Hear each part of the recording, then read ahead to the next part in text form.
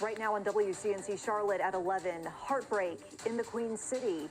The community coming together, remembering the life of a 3-year-old boy and asking for answers in this senseless death. Asaya Figueroa shot and killed while he was sleeping inside his home. Here's a look at a vigil for him earlier this evening. We will share what happened at this event in just a moment. But first, we want to verify the facts. We know there's a lot of speculation and questions surrounding this shooting.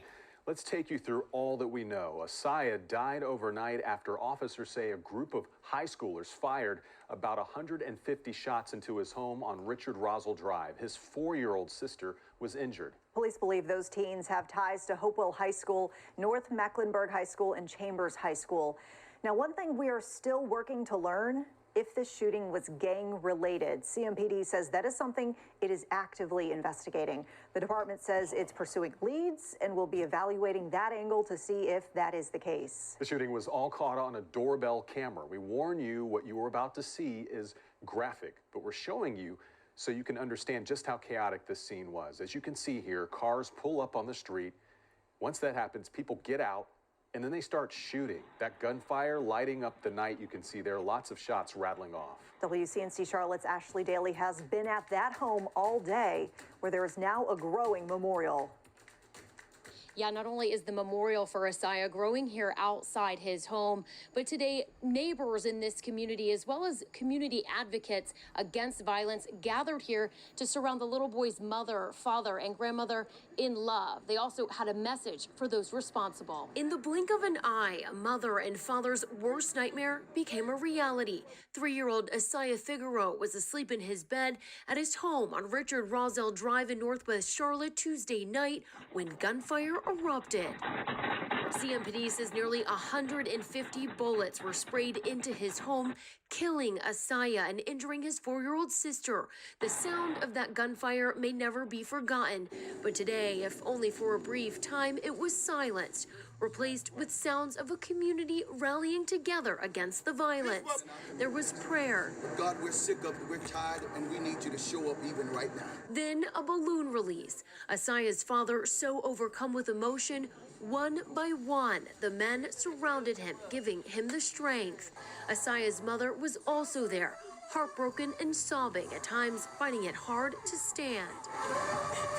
The community not only showing their love and support for the family, but speaking out against the violence. I'm asking for all parents around the world to start taking responsibility of their children's actions, because it comes from home. CMPD says they believe the shooters could be teenage students connected to 3 Charlotte high schools, including Hopewell, North Mecklenburg, and Chambers, formerly Vance. What we have to start doing is the grassroots part of this work, and that's being here and knowing what's going on and keeping our ears to the streets and really working with these young people, because they're going to be adults one day if they live to see it. CMS tells me they'll continue to have added security at both North Mecklenburg High School as well as Hopewell High School throughout the remainder of the week. Reporting in Northwest Charlotte, Ashley Daly, WCNC Charlotte.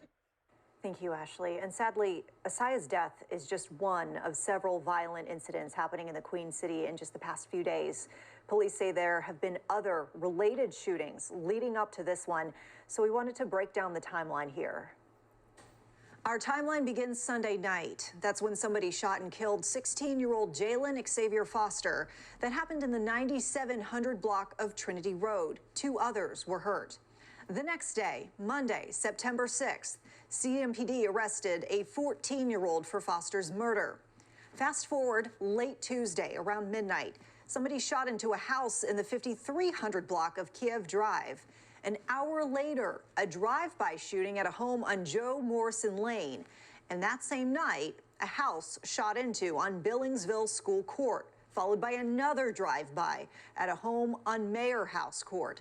That night of violence culminating with more than 100 shots fired into a home on Richard Rosell Drive, killing 3-year-old Asaya Figueroa in his sleep. Man, you see this crazy shit right here. This shit is just crazy. Crazy as fuck, man.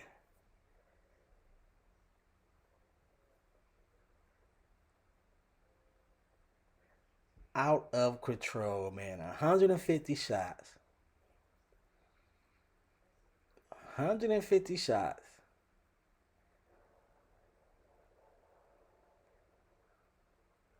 $150 man.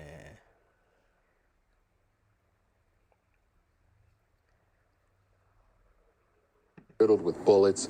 Folks in this community shaken, wondering what happened.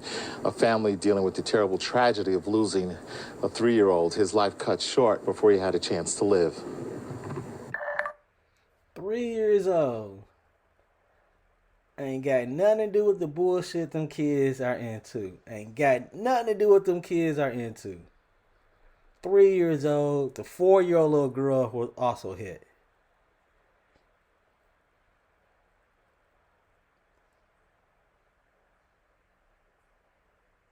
Teenagers, man. 14, 15, 16. Wrecking havoc on the community. Wrecking havoc on the community.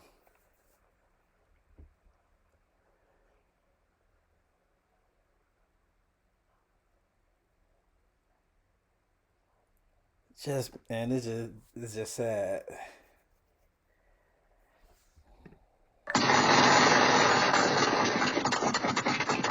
Two views of the senseless act that claimed the life of 3-year-old Isaiah Figueroa. Isaiah, 3 years old, man. 3 years old. Something has to be done, right? Something has to be done because this shit cannot continue. We are losing way too many young people. Babies. We're losing too many babies. We losing way too many babies, man. Something has to be done. What can we do? Whatever it is, it got to be done. Eye for eye. Lock their ass up, throw away the key. And I don't want to hear no punk ass parents. I don't want to hear no punk ass parents talking about my kid was a good kid. No, your teenager, your kid, your baby is fucking up the community. You ain't shit and your kid ain't shit. Got your teenager wrecking the motherfucking neighborhood. I'm gonna miss him so much. Figueroa shot as he slept in his upstairs bedroom Tuesday night. We was in our bed, about ready to go to sleep, and the next thing I know, I thought I heard shooting. That's when I told my grandson, get down on the floor, and I got on the floor. And by that time, when we got on the floor, they shot a little bit more, and then the shooting stopped. And everybody was just crying and yelling that my great-grandson had got shot. But I didn't know he had got killed. I thought maybe they had just shot in the arm or something like that. But when I went upstairs, he was already passed away. I already knew that when I felt his neck. I already knew he was gone. Investigators say more than 80 shots fired, most ripping through the house and cars of the 3-year-olds. Police spent the morning collecting evidence, speaking to witnesses. This is the little boy's family is left shattered, wanting the people responsible brought to justice. It shouldn't happen to nobody. And I'm going to miss my grandson, my great-grandson so much. He was just only a 3. He hadn't even lived his long life, you know.